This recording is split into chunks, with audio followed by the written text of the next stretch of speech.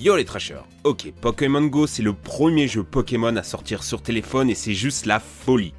2 jours que j'y joue et j'ai déjà croisé des dizaines de joueurs les yeux rivés sur leur téléphone à la recherche de Pokémon dans Paris.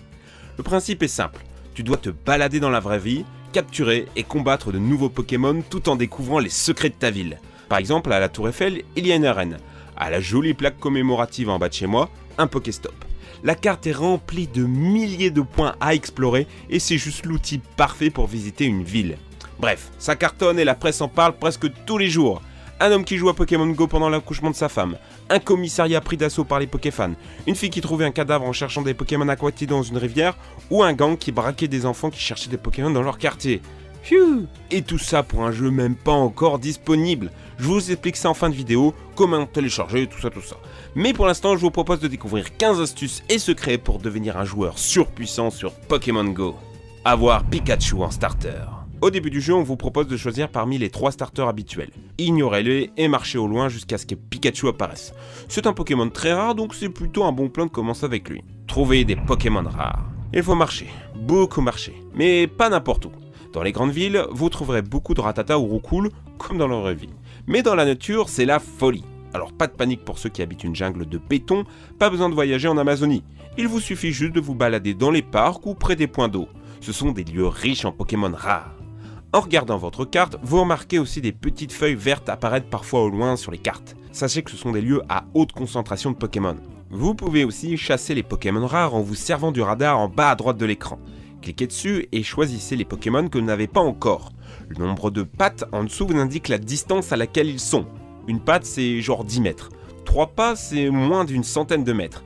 Faites pas vos feignants et partez les capturer car ils ne resteront pas éternellement dans votre périmètre. C'est un véritable jeu de chaud ou froid pour obtenir les Pokémon les plus rares. Bon, et bonus pour les moins courageux, sachez qu'il est possible d'utiliser de l'encens pour attirer des Pokémon. Ou des leurres sur les Pokéstops qui attireront plein de bestioles autour. C'est quand c'est tout rose là. Capturez des Pokémon facilement. Il vous suffit juste de lancer votre balle sur le Pokémon qui apparaît. Un cercle vert, la capture sera facile. Un cercle rouge, vous allez galérer. Utilisez votre index plutôt que votre pouce pour les Pokémon volants qui sont relous à toucher. Attendez aussi que le cercle au centre soit tout petit, ça veut dire que votre chance de capturer est maximale. Il existe aussi la possibilité de charger votre balle en la faisant tourner avant de la lancer. Elle devient tournoyante et vous rapporte des bonus. Sachez qu'il existe aussi des objets pour vous faciliter la capture. Les baies Frambi, Amadou la bestiole et les Super Balls et Hyper Balls sont débloquables à partir du niveau 10 pour maximiser vos chances. Avoir les Pokémon les plus forts. Il n'y a pas de statistiques dans Pokémon Go, mis à part les points de capacité qui indiquent à peu près la force du Pokémon. Celle-ci peut augmenter avec des poussières d'étoiles. Mais faites gaffe aux Pokémon que vous choisissez de faire grimper de niveau. Privilégiez les Pokémon XL sur le poids et la taille.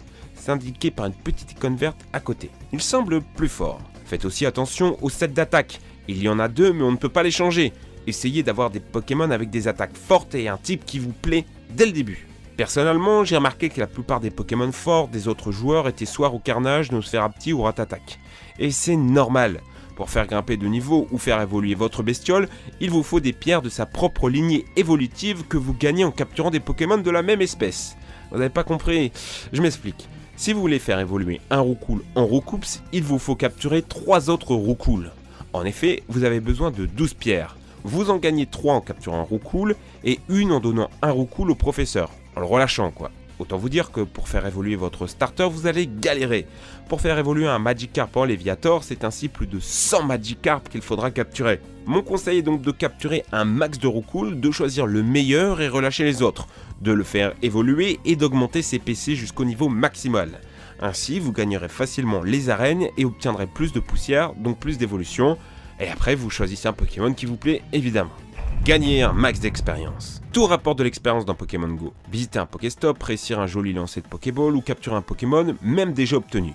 Il vous faudra donc capturer tous les Pokémon que vous croisez et farmer les Pokéstops à fond. Mais si vous voulez obtenir beaucoup d'expérience, vous avez 3 solutions. Faire évoluer un Pokémon même si vous l'avez déjà, éclore un œuf ou capturer un Pokémon que vous n'aviez jamais vu.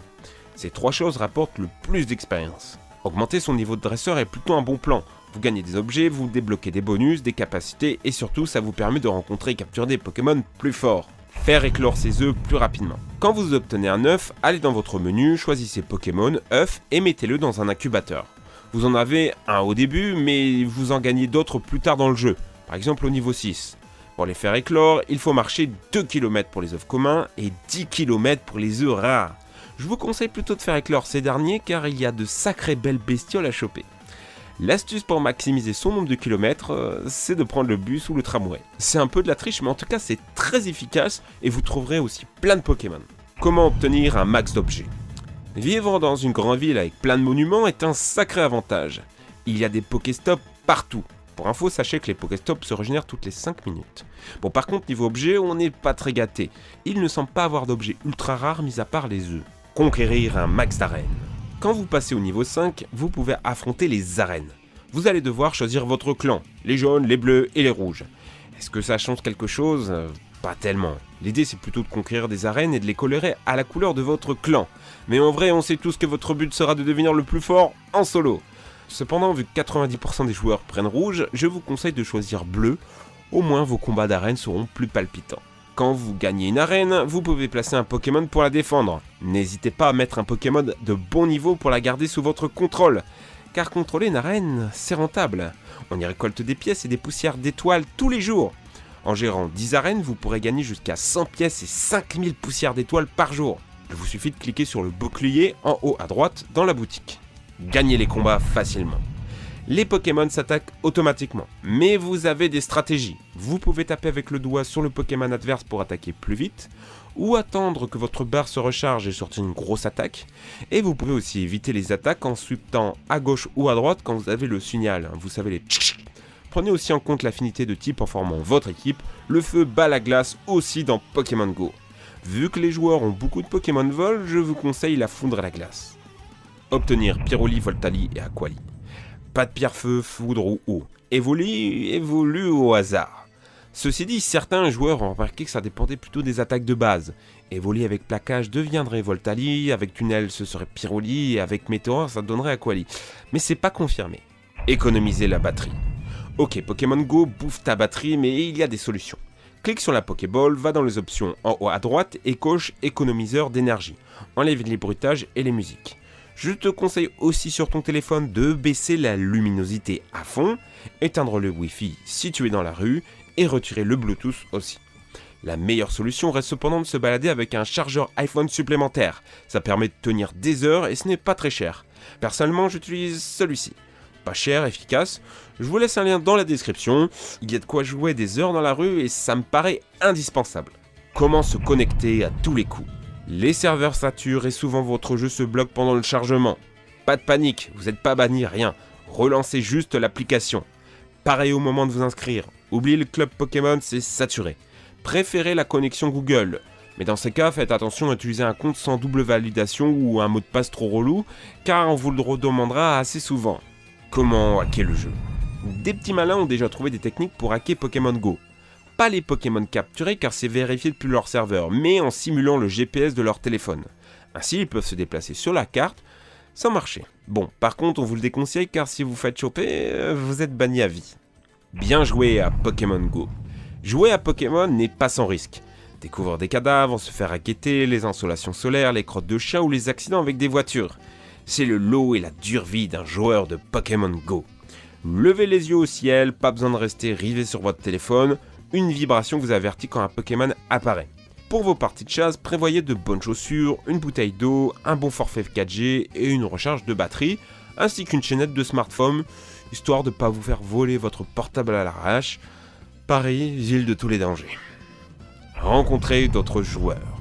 Bon, maintenant que vous êtes prêts, je vous invite à rejoindre une communauté de chasseurs de Pokémon. Il y en a plein sur Facebook. Je vous conseille celle de Neocan, le lien est dans la description. Ils organisent d'ailleurs le 14 juillet une rencontre Pokémon Go et j'y serai personnellement pour capturer un max de Pokémon rares et conquérir les arènes. Pensez aussi à passer sur le mini-site Pokémon Go du site Pokémon Trash. On est en train de vous préparer un guide ultra complet qui répondra à toutes vos questions.